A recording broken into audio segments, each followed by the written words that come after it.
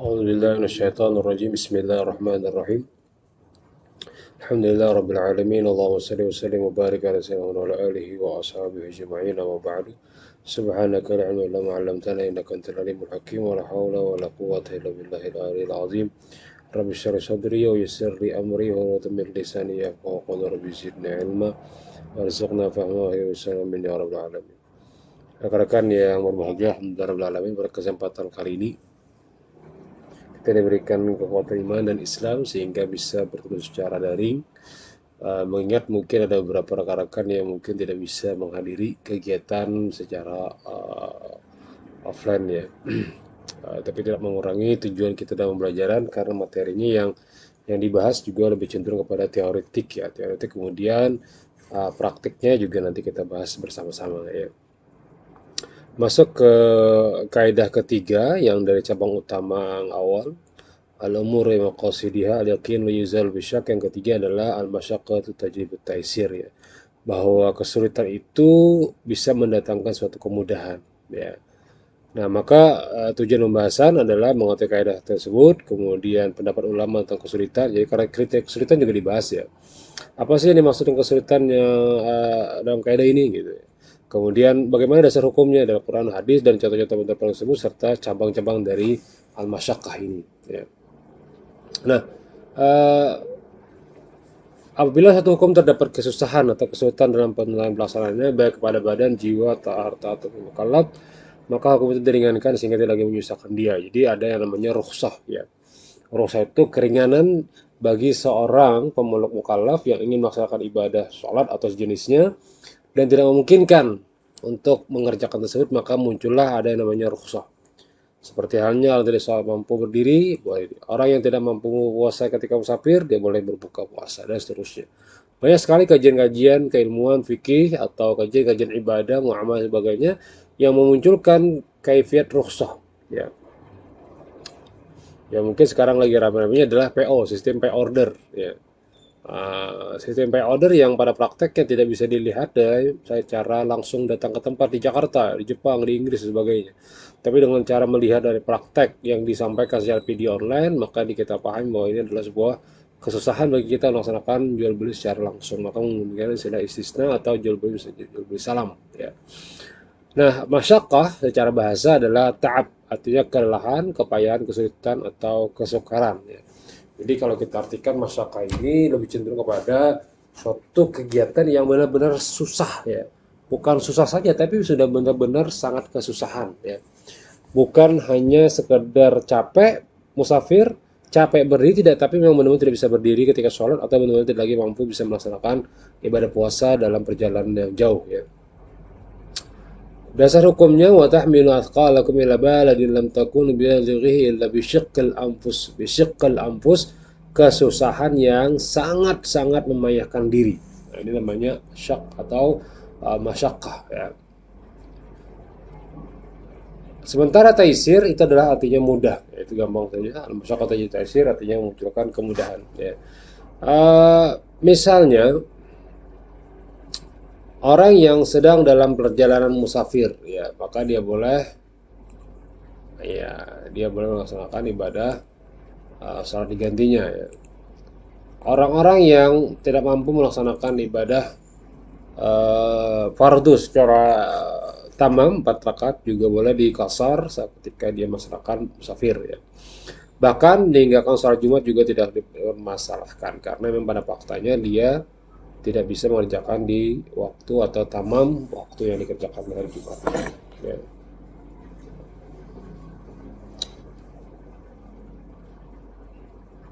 Yang kedua adalah dalam keadaan sakit, misalnya boleh tayamum ketika sulit memakai air, sholat fardu sambil duduk, berbuka puasa dengan Ramadan ketika wajib qada setelah sholat sehat, ditundanya pelaksanaan sanksi pidana sampai terpidana sembuh. Wanita yang sedang menstruasi ini juga dikategorikan uzur masyaqqah yang tidak boleh dilakukan ya. Yang ketiga, keadaan terpaksa. Jadi fakta menyebutkan jika keadaan terpaksa juga dikategorikan masyaqqah ya. Nah, seperti yang tadi kita bahas, seperti jual beli, gadai, sewa menyewa karena bertentangan dengan prinsip ridha atau rela merusak menghancurkan orang lain secara dipaksa ya. Bila kamu kada menjual tanah kami tutup jalannya. Nah, ini kada sah sebenarnya jual belinya karena dia terpaksa. Ya. Dan yang memaksa itu berdosa. Kenapa memaksa orang menjual barang yang tidak diinginkan? Atau memaksa orang menjual barang yang memang dia sebenarnya tidak ingin menjual tapi dipaksa terus atau diperempat sebagainya, maka ini juga sebuah konteks adalah berdosa juga. Ya. Nah, apakah dikategorikan masyakkah konteks seperti ini? Iya. Pada faktanya akad yang dilakukan dalam keadaan terpaksa maka akad tersebut tidak sah. Ya. Karena membahayakan pada hidupnya. Tapi kalau memang sudah kategorikan karena memungkinkan lagi seperti darurat makan apa darurat yang sifatnya harus makan itu silahkan. Itu artinya membahayakan kepada kehidupannya. Ya. Karena prinsip awalnya adalah muamalah itu harus ridho antara din. Ya, harus jual belinya saling ridho. Tidak boleh saling maksa atau dipaksa atau diberikan sanksi tidak. Ya. Yang keempat lupa. Ketika puasa lupa ya silahkan ya. Yang kelima tidak tahu ya. Ya udah tidak apa-apa. Ya. Jadi kelupaan, ketidaktahuan itu juga bagian daripada konteks masyakkah tadi ya. Nah, ini ada 7 macam bahwa kesulitan yang membawa kepada kemudahan itu sudah ada 7 macam. Yang keenam al-bawa. Al-umumul bawa ini sifatnya umum benar, semuanya karena kalau apa secara menyeluruh ya. Ini tadi sebelum asalnya bai'us salam ya. PO, orang uangnya dahulu, barangnya belum ada, PO ya. Pay order ya. Open order juga bisa ya. Ya, misalnya kayak orang mau di mebel-mebel itu kan nggak tahu barangnya apa ya. Dia pesan dulu tapi nanti bayarnya ya.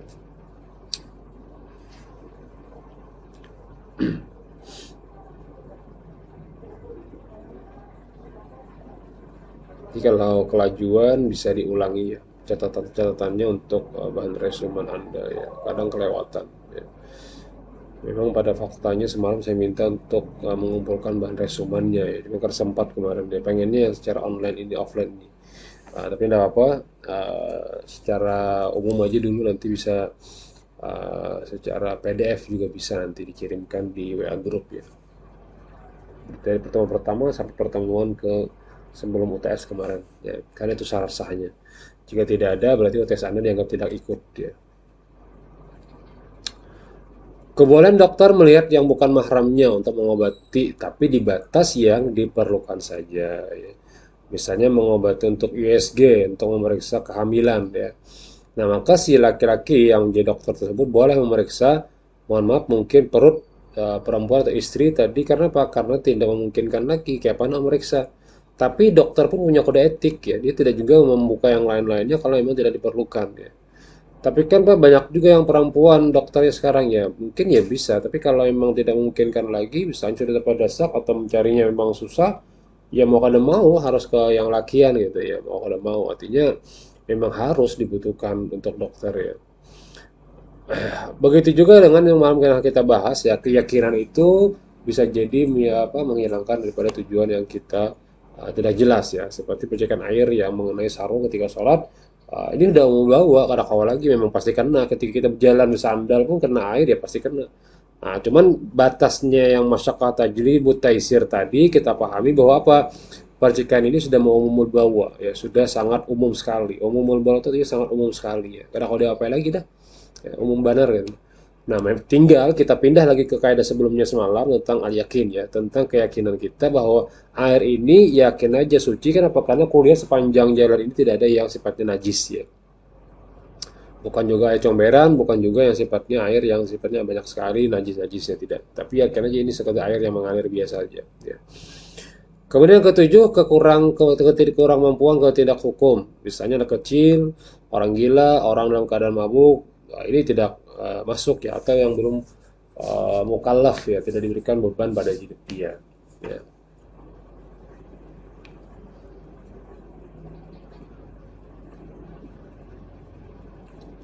Nah, apakah masyakkah ini sepakat bagi semua orang? Ya tentu beda-beda ya. Bagi si A mungkin masyakah bagi dia, kenapa? Karena dia tinggal di daerah tempat yang dingin misalnya, salju misalnya. Ada satu lagi mereka tinggal di bagian padang pasir sehingga baju sangat sulit dan seterusnya. Atau beberapa tempat yang mungkin kan beda-beda ya, tergantung dari orangnya ya.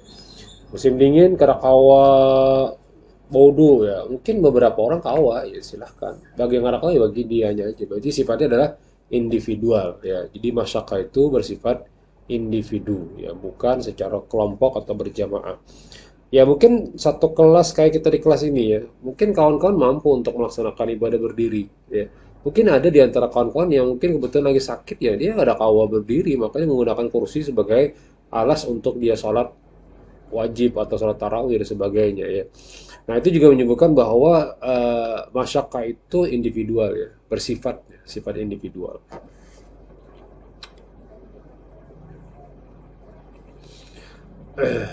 Tapi juga tidak sampai ifrat dan tafrid, tidak melampaui batas dan juga jangan kurang dari batas. Ya, mentang-mentang kada kawa apa diperbolehkan buka puasa sudah mulai malam langsung kada sahur. Nah, padahal kan sahur dulu ya, coba dulu gitu ya, usahakan dulu sampai dia mampu berusaha maksimal baru dia boleh berbuka puasa atau kada tergantung di fakta lapangannya.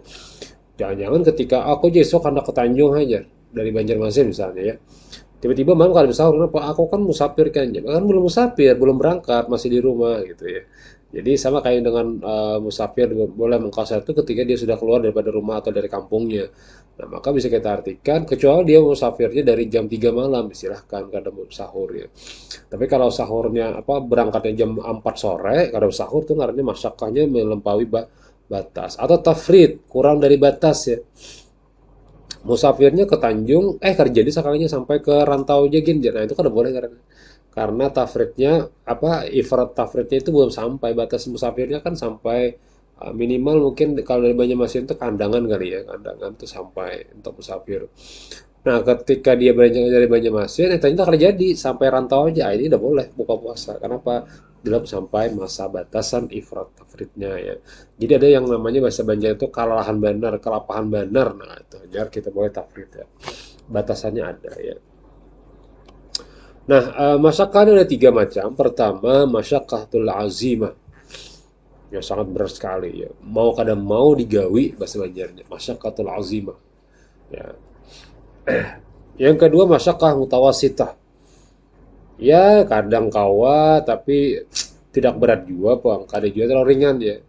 Maka lebih kepada pertimbangan ya, dia pertimbangan. Ini karena mutawasitah pertengahan ya, pertimbangan. Artinya ketika dia musafir, coba dulu. Kau kada bila kada kau lagi sudahlah ya. Artinya dia memang sudah tidak mampu lagi untuk melaksanakan puasanya ya. Salat, diri dulu coba, diri dulu. Sekawanya dia berdiri, sudah kada kau lagi berdiri baru dulu. Jangan tiket-tiket takbir Allah Akbar langsung duduk. Nah, itu namanya bukan masyakah, tapi dia pengen duduk aja gitu. Tapi kecuali tadi masyakahnya yang berat tadi ya. Azimah ini kada kau diapain lagi, udah datang datang ke sana bawa tongkat ya udahlah berarti sudah kada kau lagi ya. Nah, yang ketiga adalah masyakah al-khafifah. Khafif artinya ringan, seperti lapar ketika puasa. Ini standar, semua pasti lapar ya. Ketika rokok sakit kepala pusing ya standar ya. Tidak ada garis berlebihan ya. Nah, ini namanya masyakah al-khafifah. Jadi ada tiga ya. Pertama masyakah azimah, masyakah mutawasita, dan masyakah khafifah. Ya. Nah, yang namanya keringanan atau kemudahan karena adanya masyakah ini ada tujuh macam. Pertama, takhfif isqat ya. Keringanan dalam bentuk penghapusan seperti tidak wajib sholat bagi wanita yang sedang menstruasi atau nifas ya. Tidak wajib bagi haji bagi yang tidak mampu. Takhfif tanqis yaitu keringanan berupa pengurangan seperti sholat qausar 2 rakaat yang asalnya 4 rakaat. Takhfiful ibdal keringanan yang berupa pergantian. Kemudian penggantian dengan tayamum. Yang keempat takhfif taqdim, keringanan dengan cara didahulukan. Yang kelima takhfif wa takhir, keringanan dengan cara diakhirkan seperti salat jamak takhir di Musdalifah. Di beberapa takhir takhfif istilah-istilah saja ya. Tapi lebih cenderung kepada azimah, mutawassithah lawan khafifah ya. Nah, yang tujuh ini adalah pembagian masyakkahnya ya. Yang misalnya kalau haid kan Pak ada sholat Pak. Apakah itu masyakkah juga? Ya masyakkah, tapi konteksnya takhfifnya apa? Isqat, artinya kada perlu diqadha sholatnya ya. Kecuali puasa ya. Dan seterusnya sudah biar baca aja. Silakan dicatat atau desu materi-materi yang memang harus Anda pahami ya.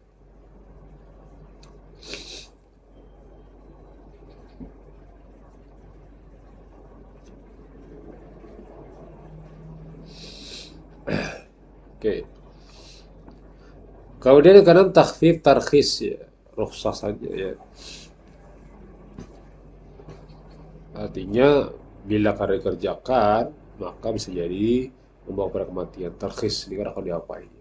Kemudian nomor 7 takhfif taghyir ya. Ketika perang ini boleh sholat bergerak ya. Jadi sholatnya tampil Allahu Akbar. Nah, maju dulu di depan. Yang di belakang maju ke depan. Perang dulu.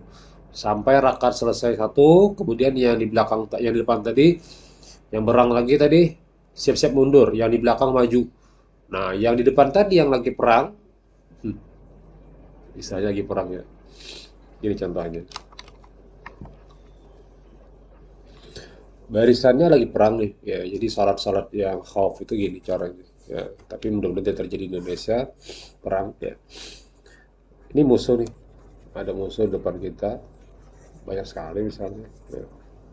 Nah, jamaah Muslim misalnya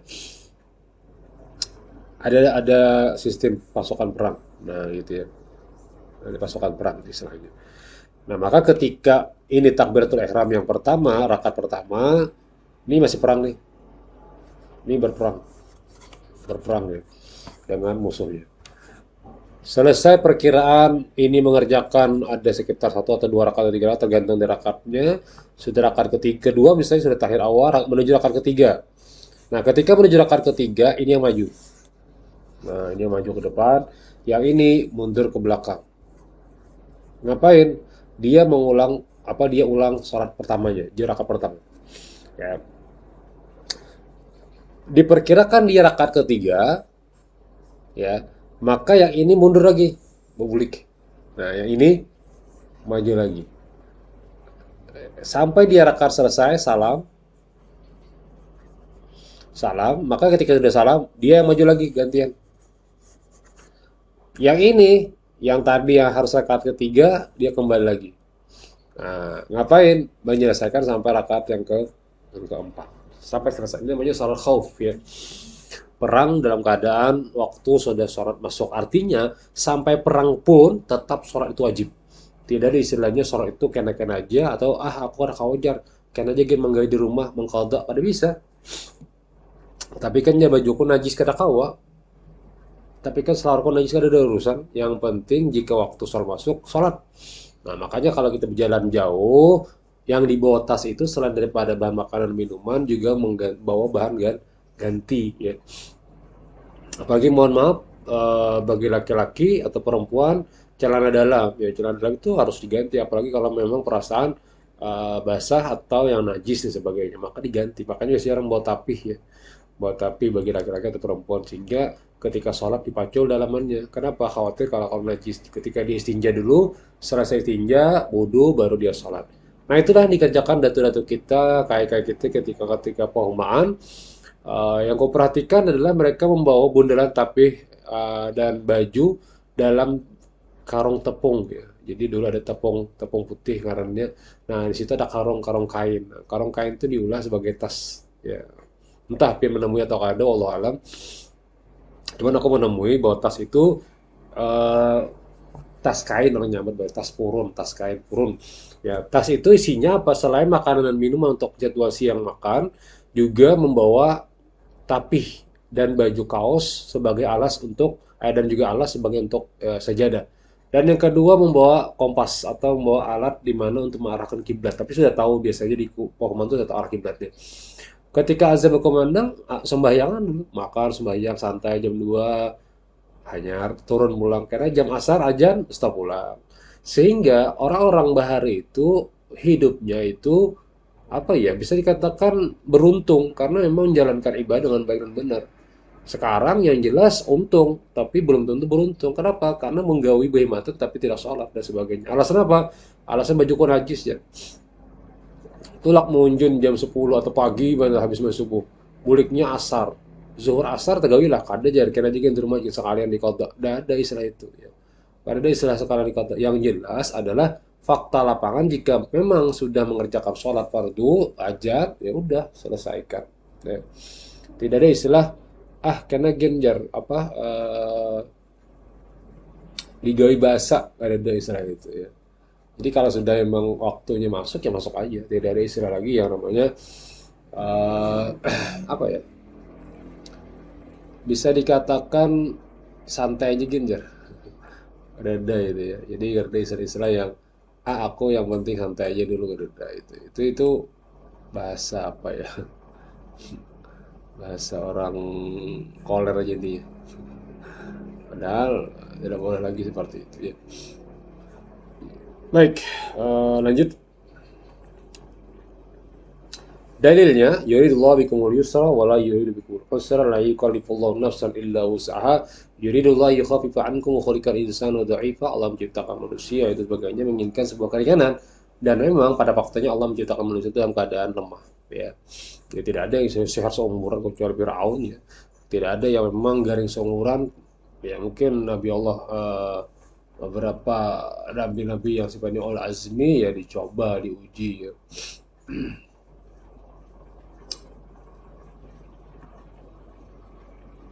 Hadisnya al-dinul yusrun ahabuddina ilallah al-hanafiyyatu sam'a al-hanafiyatu sam'a ya.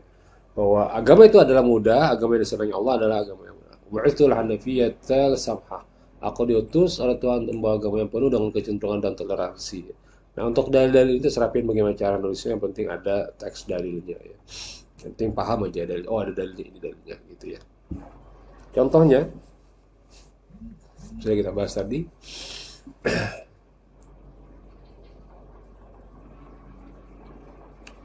Kaidah furu'iyah, cabang.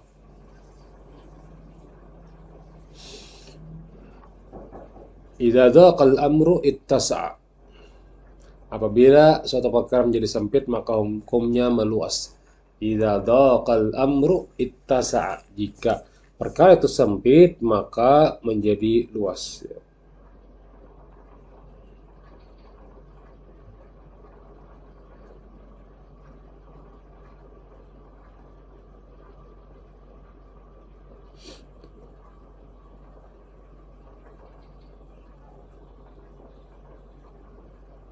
Bentar ya.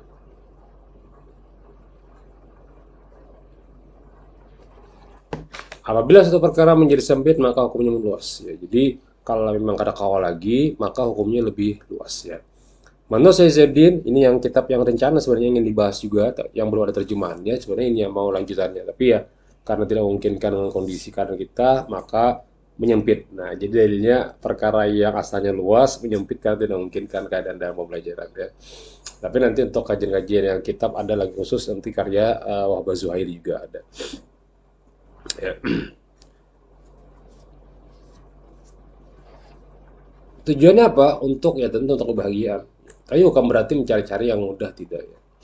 Contohnya, apabila seorang wanita tidak memiliki atau kehilangan wajah ketika yang jauh, maka pada waktu itu ada konteks laki-laki yang ingin menikahnya, maka konteks ini kesulitan wanita untuk mengangkat orang laki-laki yang bukan untuk menjadi walinya. Ya.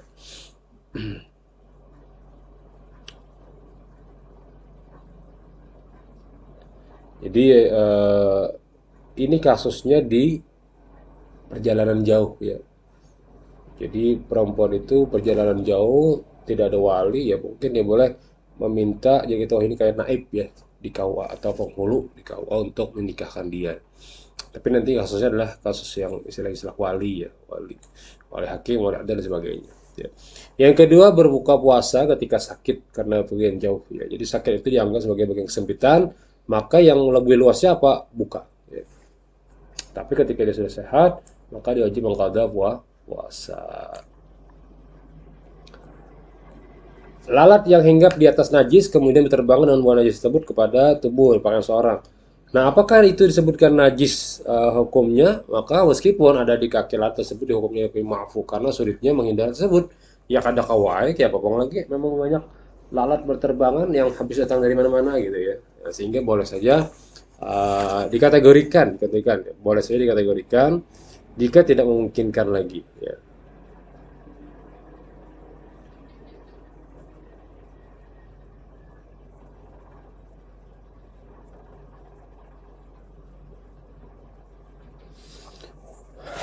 Yang keempat, seorang wanita yang memiliki kewajiban puasa saat bulan Ramadan, namun jika dalam keadaan sakit, hamil misalnya anak, boleh tidak berpuasa dan akan wajib atasnya untuk mengqadha. Ini berpendapat, ada yang mengqadha, ada yang fidyah, ada yang qadhan fidyah. Terserah mana yang diambil referensinya ya. Ada sebarutan pendapatnya lengkap ya. Jadi hamil tidak kau ya silakan fidyah. Karena kau juga ya silakan qadha. Takut karena ini sebagainya ya silakan qadha dan fidyah. Ya itu pendapat yang bisa dipahami secara umum ya. Yang kelima, transplantasi organ tubuh hewan yang diharamkan seperti anjing dan babi. Ini pada dasarnya rakau lagi ya. Uh,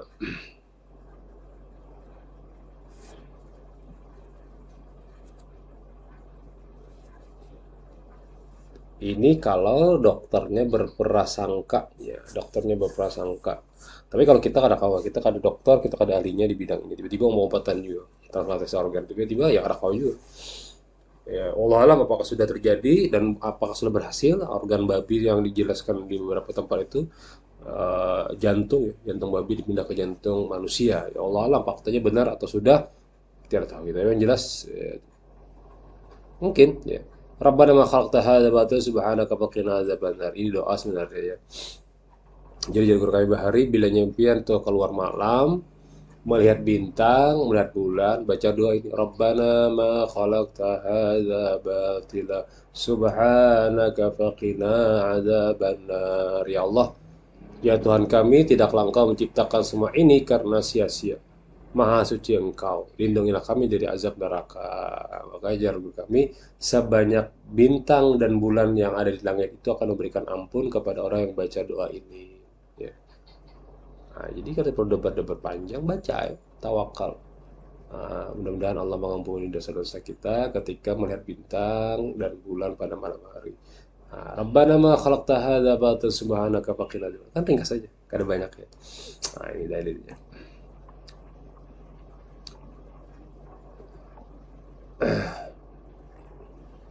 Wanita yang kadang-kadang salat kita juga bahas sampai selesai. Jadi kalau orang mens ya tentu ada boleh ya. Baik dia puasa ataupun salat. Tapi bagi puasa dia wajib mengqadha di bulan Rajab. Tapi kalau salat tidak ya. Pada saat salat kita tidak boleh melakukan gerakan berulang-ulang. Ini menurut pendapat-pendapat dari mazhab banyak sekali pendapatnya. Jika tidak ada kepentingan mendesak. Tapi kalau kayak terjadi perang atau dalam keadaan memang ada binatang buas seperti ular dan kalajengking itu aja dibunuh dalam sholat ya itu tidak apa-apa ya. Tapi kalau sekedar apa-apa ada jelas kada boleh ya. Meskipun beberapa pendapat Imam Mazhab membolehkan gerak lebih pada tiga, tapi kalau tidak ada hubungannya dengan sholat tidak usah ya. Karena hubungannya Imam Syafi'i kan membatasi tiga aja ya. Kenapa tiga? Supaya kita jujur sholat bukan mengerjakan yang lain. Kalau mengisi sop ya boleh saja maju tapi pakai sop. Nah pakai sop itu set. Jangan loncat, loncat batis. Ini meloncat karena hitungan satu dua akhirnya 4 kan. Jadi supaya jangan hitung 3 ke dalam gerak, ketika gerak batis, keset aja, pakai keset. Nah, batis kan maju. Satu, dua, satu, dua, sampai ke depan, sampai ke muka imam. Dari belakang sampai ke muka imam kosong bah ya Pak. Nah itu buat. Tapi kalau mazhab yang lain saja Abu Hanifah kata Maliki boleh aja bergerak langsung tuh 2, 3, 4 ya apa. Tapi kita ambil jalan yang lebih mutawasit saja. Ya kita ambil jalan yang tengah, yang lebih hati-hati, ihtiyatan, lebih hati-hati. Kalau kita masuk ke gerak tadi lebih dari 3 itu khawatir bukan untuk sholat tapi untuk yang lainnya begayaan atau ingin lari atau ingin sebagainya. Itu hanya ada benar ya. Nah, kaidah kedua idza ta'azzar al-aslu yusaru ila al-badal. Apabila sulit, yang asal itu sulit dikerjakan, maka berpindah kepada penggantinya. Ya. Maksudnya apa? Ada perkara yang harus dilakukan, namun apabila perkara tersebut tidak mungkin dilakukan atau menemui jalan buntu dalam penyelesaiannya, maka bisa menggunakan atau berpindah ke perkara lain sebagai pengganti. Sebab menjadikan perkara lain sebagai perkara pengganti hanya diperbolehkan ketika yang lain sulit untuk dikerjakan. Gitu ya. Contohnya, pada musim kemarau panjang dan tidak ditemukan air, maka seseorang diperbolehkan tayamum sebagai pengganti wudhu. Ya. Nah, ini pengganti, artinya kan tidak ta'azzara jika kada kawa yang mengerjakan asal, asal apa? Wudhu. Maka boleh diganti dengan apa? Tayamum. Nah, itu cara memahaminya ya. Apabila ada yang sulit dikerjakan, boleh diganti dengan yang lain. Itu artinya cara memahami kaidah ya. Seperti yang kita ujikan itu tidak pakai bahasa Arab, saya menggunakan bahasa Indonesia saja supaya kawan-kawan lebih mudah memahaminya ya. Mungkin penting juga bahasa Arabnya bagi yang kawa ya silakan dihafali bahasa Arabnya ya. Seseorang yang mengkasab harta orang lain wajib mengembalikan. Jadi kalau memang pada faktanya dia mengambil harta orang atau tak ambil atau mencuri atau merampok atau korupsi maka berikan. Karena kalau diberikan ke orangnya boleh digantikan kepada pemilik yang lainnya. Maksudnya disedekahkan dengan niat bahwa mengganti dari apa yang pernah dia ambil sebelumnya. Gitu ya. Yang ketiga, sama seperti kasus wali kota yang tidak bisa menjalankan pekerjaannya, maka penggantinya adalah wakilnya. Nah, itu secara secepatnya ya. Yang ketiga, mala yumkin taharruz minhu ma'fu anhu. Hal yang tidak mungkin kita hindarkan, maka hal itu dimaafkan saja. Ya. Nah, contohnya apa? Nah, ini contohnya. Pada waktu turun hujan, maka berjanjian kita kena percikan air. Ya, tadi sudah kita bahas. Karena kalau lagi sudah bersiap-siap yang sudah juga bang dihindari benar, karena kalau lagi dah, maka dimaafkan saja. Ya. Yang kedua, dimaafkannya bekas darah yang terjadi pakaian yang saat disucikan. Sudah juga dibasuh, soalnya masih bekas daerah pak. Nyamuk, nah itu kan apa dimaafkan saja apa darahnya. Tapi kalau nyamuknya sampai kayak mata uang atau kayak ibu jari banyak darahnya, itu najis ya. Makanya kalau ada nyamuk itu lagi menghinggap ke badan ketika masuk sholat, jangan ditapak, jauhkan aja dikibas sedikit ya.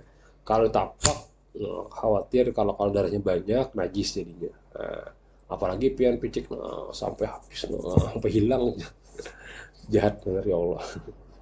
Janganlah ya. Marah hanya makan sedikit. Tapi kalau kita wajib berhindar ya hati-hati daripada karena apa demam berdarah gitu ya wajib ya makanya semprot sebagainya. Tapi ketika lagi sholat dan sebagainya janganlah ya sampai apalagi kayak di dinding-dinding masjid itu ada apalagi yang hubungan pesantren tuh tahu banget hinggap di dinding ditapak dinding tuh digesek sampai hilang nyamuknya aja hilang. Mana nyamuknya tadi hilang? Kayaknya hilang di dinding masjid ya. Bekas bentuk huruf apa gitu. Kebiasaan berniat ya. Tidak apa yang banyak anakan itu berani wajar ya. Yang ketiga, yang keempat kaidah kullu ma tajawaza an haddi in akasa ila diddihi. Kullu ma tajawaza an haddihi in akasa ila diddihi. Sesuatu yang memiliki batas kewajaran maka memiliki hukum sebaliknya. Jadi kalau sudah sesuatu itu sudah melewati batas, maka memiliki hukum yang sebaliknya. Ya, ya memang masih dihubungin dengan kata sebelumnya ya. Jika wanita itu kehilangan wali ketika menjauh, maka dia boleh mengganti dengan wali yang lainnya untuk menikahkan dirinya. Jadi kita mengganti dengan naib ya. Boleh berpergian dalam perjalanan jauh, maka dia boleh berbuka puasa. Jadi boleh aja sebenarnya kaidah ini pakai dengan kaidah sebelumnya. Ya, saling saling mengikuti saja ya. Wanita juga ketika tidak boleh sholat, boleh nanti puasanya tidak boleh, tapi jadi nanti mengqadha puasanya, sholat tidak ya. Kemudian tidak boleh juga bergerak lebih banyak ya, karena dianggap bagian daripada ibadah yang lain. Nah, maka penting kita memahami hal-hal yang memang contoh-contoh selain daripada contoh ini ya. Nanti mungkin ada segmen tersendiri untuk kawan-kawan mencarikan contoh selain daripada contoh ini yang mirip dengan kasus yang sama ya. Nah, yang kelima adalah kaidah ar-rukhsah la tunatu bil ma'asi. Keringanan itu tidak boleh dikaitkan dengan kemaksiatan ya. Aku aja hendak perjalanan musafir tapi tujuannya ingin berjudi. Maka ketika dia perjalanan di perjalanan kada boleh mengkosor karena apa tujuannya bukan untuk karena Allah. Ya.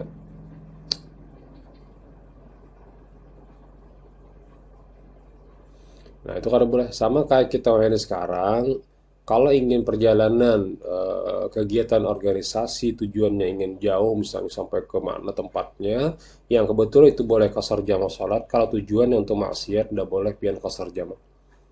Dari awal sudah pada itu. Apa tujuan? Ya mungkin terserah pian tahu aja tahu kelakuan apa yang ini maksud dengan maksiat dalam perjalanan itu. Tapi kalau memang tujuan untuk memang hilal, ingin melihat apa pantai sebagai bagian daripada ciptaan Allah, ya tidak apa ya. Tapi kalau tujuannya lain sudah negatif, ya kada baik ya. Atau supporter sepak bola, ngapain supporter sepak bola? Kemana musafirnya? Nah itu, maka harus diganti niatnya.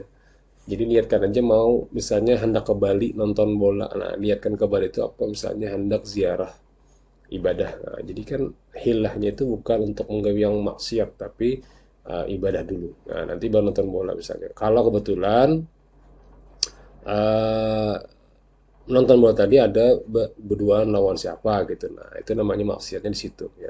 Tapi menyakawa kada usah. Nah, menyakawa usah. Apalagi berduaan dia tuh akan akan binian, nah, mereka usah. Mau nonton bola sorangan ya silahkan aja. Nonton bola sorangan itu kan nggak ada apa-apa ya. Betim ya ada apa, laki-laki berarti ada apa. Tapi kalau sudah ada biniannya khawatir ya ada muncul hal-hal yang tidak diinginkan ya.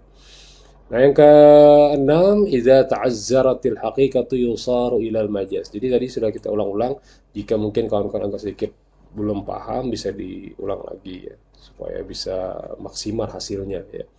Dan tentu kawan-kawan harus bisa menemukan kasus yang berbeda dari tiga contoh ini ya. Apabila satu kata sulit diartikan dengan kata sesungguhnya, maka kata itu berpindah artinya kepada arti kiasannya. Idza ta'azzatil haqiqah yusar ilal majaz. Jadi ada masyakah kesulitan yang kita tidak bisa memahami secara hakikatnya, maka dipakai secara majaz saja. Ya, contohnya orang yang bersumpah tidak akan makan sapi yang dibelinya. Ia dianggap melanggar sumpahnya bila ia makan daging sapi. Namun jika ia meminum susunya diperbolehkan. Jadi jadinya aku bersumpah kada makan daging sapi. Ya, kan daging aja nggak boleh. Susunya boleh karena tidak ada hubungan dengan daging. Nah, itu secara majazi ya. Karena makna hakikinya adalah manukare apa makan daging sapi, dagingnya aja ya. Wahai perempuan, engkau aku talak jika keluar dari pintu ini. Keluarnya di jendela, ada talak karena jadi di lawang, ditunjuknya lawang. Nah, hakikatnya apa ya? Ya lawang, majasnya ya ini yang dipakai ya.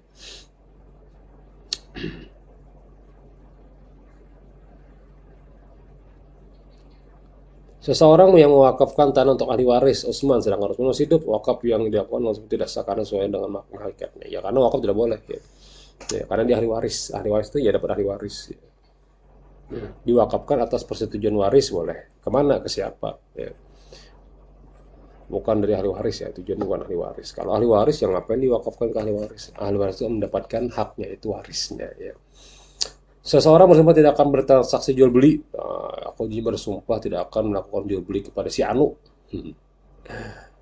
Jadinya ya hakikatnya kan transaksi jual beli pada si Anu.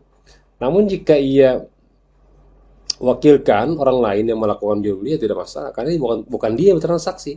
Jadinya aku kadang bertransaksi olehnya, akunya. Nah, tapi majasnya cara majazinya aku itu siapa ya aku Pak. Nah, maka bilanya orang lain yang menjualkan ya apa-apa karena sifatnya adalah bukan dia ya.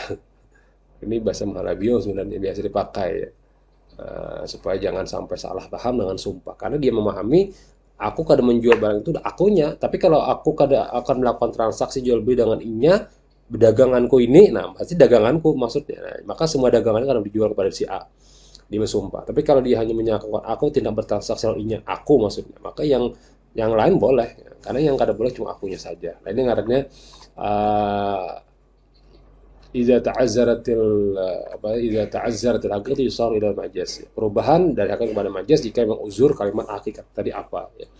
Idza ta'azzara i'malul kalam yuhmal. Apabila seorang mengamalkan perkataan maka perkataan tersebut ditinggalkan. Perkataannya tidak bisa dibuktikan maka tinggalkan. Contoh misalnya kaidah ini gampang gini.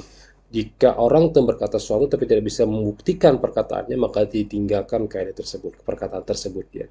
Seseorang menemukan bayi dan dia katakan itu bayiku ya. Setelah dites ternyata kada ada nah, berarti perkataan tadi kalau diklaim benar makanya perlu saksi atau bukti makanya wah ini istilahnya dalam persidangan itu ada namanya saksi. Nah, saksi itu yang menyatakan dia berdosa atau tidak. Meskipun pada faktanya nanti di lapangan, hakim bertanya kepada saksi, bujurkah engkau melihat inya mengambil duit tadi? Ya, jangan saksi bujur. Meskipun saksinya berdusta misalnya, yaitu kembali kepada saksi yang berdusta. Ya, kalau itu adalah dosa besar ya, saksi dusta. Tapi hakim akan mengambil dasar itu. Kenapa? Dia mengatakan saksinya melihat. Gitu, ya. Itu hakim. Tapi kalau si saksinya beda lagi kasusnya. Ya. Sengketa waris, jadi waris, aku yang dapat haknya, nyabahku. Ternyata dicek ada abahnya siapa kamu ya? Ini memang aku aja. Artinya abahnya, maksudnya apa? Bahari pernah aku dianggap anak oleh Abah Pian. Nah, itu bukan ternyata adopsi atau dianggap sebagai bagian dari keluarga, tapi bukan nasab ya, bukan nasabiah. Ya. Poligami juga sama. Seseorang musafir yang memiliki istri lebih dari satu menjatuhkan talak pada istri yang pertama dengan mengatakan kamu saya talak 4. Si istri tadi mengatakan bahwa talak 3 saja sudah cukup. Kemudian si istri mengatakan bahwa selebihnya itu untuk talak istri yang dalam posisi talak istri dianggap jatuh kepada istri yang pertama maupun istri yang lainnya karena batas dari talak berdasarkan syariah hanya sampai 3. Nah, ini rame juga nih. Ya. Nah, boleh Anda lakukan penelitian tersendiri ya. Ucapan talak bagi suami kepada istri lebih pada 3 telah hakikat dan majas dalam hukum keluarga. Keren banget. Telah hakikat dan majas. Ya. Kamu talak 1000, ini hakikatnya apa? 1000 ini 3 kah 2 kah 1 kah? Nah, ini kan harus jelas. Tapi kalau kau talak 3 udah selesai. Udah kalau jawab apa itu. Kau talak 2 udah sekali jelas, kada perlu takwil lagi, kada perlu majas lagi, udah jelas tuh talak 2, talak 3 jelas. Tapi kalau lebih pada itu perlu penjelasan. Jatuhnya apa? Majas juga nanti jatuhnya. Karena talak tadi kalimatnya talak jatuh, tapi berapanya ini harus jelas ya. Harus jelas. Jadi ditanya istrinya, pian nalak ulun berapa gerang 1000 nih? 1, berarti jatuhnya 1. Pian nalak 1000 nih jatuhnya apa gerang? 3, ya udah berarti jatuhnya talak 3.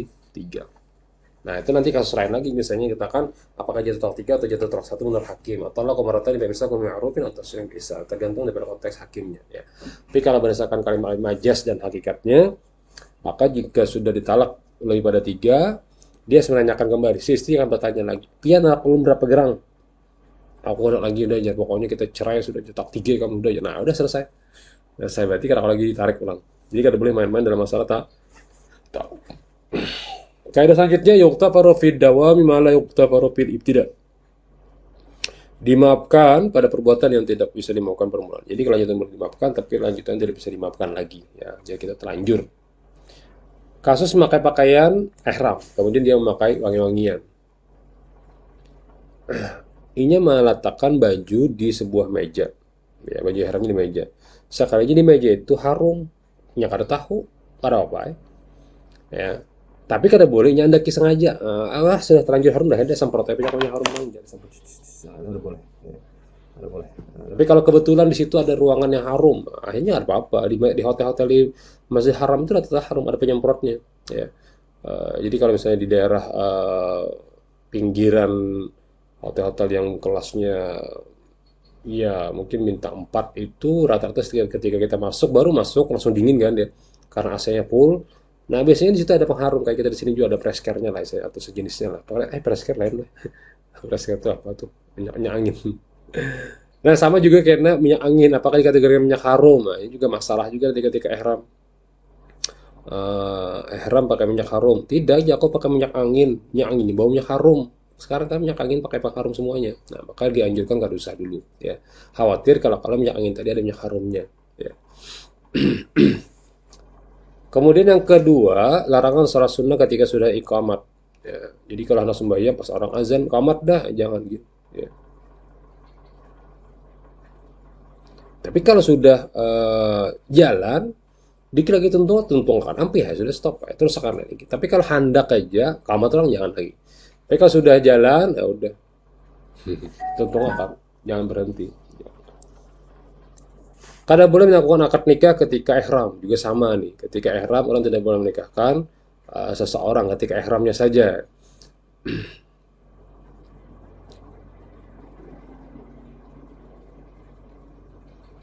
Kalau akad kada boleh, rujuknya boleh. Nah, ini pendapat. Kalau aku sih berpendapat tuntung akan ihram dulu, terbesit di hati hendak rujuk aja kena ambah tuntung hamba tentu besok memotong rambut, tahallul, tetamu bini, wahai istriku, aku rujuk dengan ikam.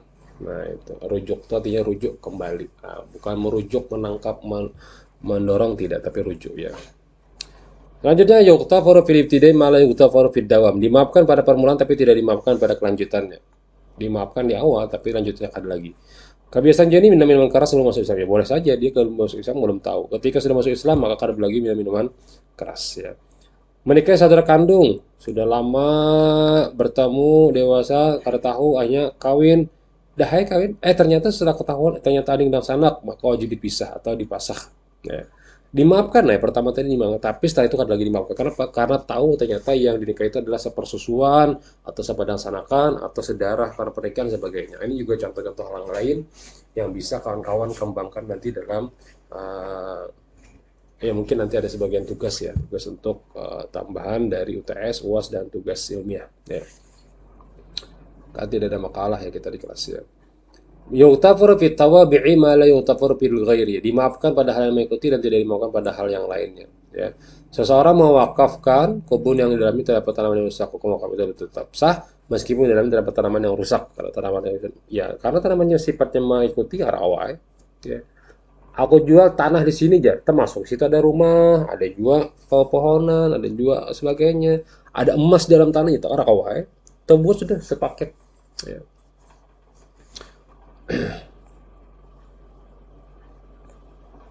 Penjual berhak menjual kembali dashboard bekas handphone karena sifat dari dashboard itu mengikuti handphone jual. Ini aku jual lah handphone ikam jar. Nah, ada kartunya, kardusnya, ya otomatis lah kardus tadi menjual dengan dalaman isinya. Masa nukar kardusnya aja? Nah, tapi kalau sudah dijual, HP-nya diambilnya, buangnya kardusnya, itu boleh dia jual lagi. Kenapa? Kalau sudah dibuang. Tapi kalau menukari handphone yang sifatnya bekas, ya itu boleh. Ya. Tapi pajar, kebetulan dalamnya ada intan, ya termasuklah intan. Tiwasnya nukar menjual kotaknya, otomatis dalamnya tahu jual. Jual rumah dengan isi-isinya, ya sudah semua apa yang ada dalam isinya dijual. Kebetulan dalam isi tadi dalam tanahnya ada emas ya keempat juga emas terjual ya otomatis ya mungkin merugi juga si pemilik rumah karena apa karena menjual karena mencek lagi apa aja yang tertinggal ternyata tetap buat situ berangkas emas mau kada mau tetap memiliki yang si pembeli nah, jadi ada kaidah al-masyaqqah taysir ada 3 cabang kaidah kemudian ada 7 macam keringanan kemudian ada beberapa kaidah yang sifatnya cabang daripada al-masyaqqah itu tajrib taysir ya. Latihan ambil kategori nomor ini 1, 2, 3, 4 bukan 1, 2, 3 saja nomor 6, 7, dan 8 untuk tambahan dari resume Anda di bagian soal dan jawab bagian bawahnya ya jadi setelah resume selesai ada pertanyaan ini yang harus Anda jawab dari pertanyaan yang sudah kita bahas tadi sebelum di atasnya ada 3 soal saja. Pertama, ada berapa tingkatan masyaqqah menurut para ulama? Sebutkan bagaimana menurut Imam Syafi'i tentang kriteria kesulitan, bagaimana keringan-keringan disebabkan oleh adanya masyaqqah. Ya, silakan berikan contoh dan kasusnya apa di resuman masing-masing ya. Tidak ya kalau mau contekan ya karena kawai kan zaman tapi menyakawa gak jangan supaya belajar masing-masing ya. Nah ini juga kita mulai dari pertemuan ini sampai pertemuan akhir UAS nanti ada syarat sahnya mengumpulkan resumen. Jika resumen tidak ada berarti Anda tidak mengikuti syarat ulangan meskipun Anda ikut ujian UTS ataupun UAS otomatis tidak ada nilainya. Ya kenapa? Kayak bisa menjawab tiba-tiba bisa tanpa menjawab tanpa belajar. Nah, bahkan curiga bukan seuzon curiga maka kita waspada supaya jangan seuzon tentu Anda menulis Anda membaca Anda memahami Anda menghafal Anda mengingat dan otomatis bisa menjawabnya ya demikian yang bisa kita sampaikan subhanakallah wa bihamdika asyhadu an la ilaha illa anta astaghfiruka wa atubu ilaik jazakumullahu khairan jazaa ketemu lagi insyaallah minggu depan ya. Assalamualaikum warahmatullahi wabarakatuh.